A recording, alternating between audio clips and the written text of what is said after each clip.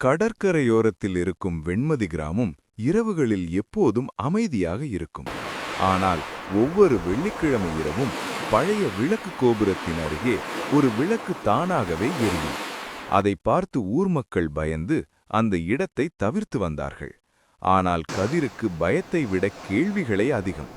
ஒரு வெள்ளிக்கிழமை இரவு உண்மையை அறிய கதிர் தனியாக கடற்கரைக்கு சென்றான். அலைகள் ஓசையிட இருளில் திடீரென்று ஒரு மென்மையான குரல் கேட்டது. அங்கே விளக்குடன் நின்றிருந்தார் ஒரு முதியவர். பயப்படாதே, இந்த விளக்கு மர்மமல்ல என்று அவர் சொன்னார். பல ஆண்டுகளுக்கு முன் இருளில் ஒருவர் கடலில் தவறி விழுந்ததை நினைத்து யாருக்கும் அப்படி நடக்கக்கூடாது என்பதற்காகவே ஒவ்வொரு வாரமும் இந்த விளக்கை ஏற்றி வைத்ததாக அவர் கூறினார். அடுத்த நாள் கதிர் இந்த உண்மையை ஊருக்குச் சொன்னான். பயம் மெல்ல மறைந்தது.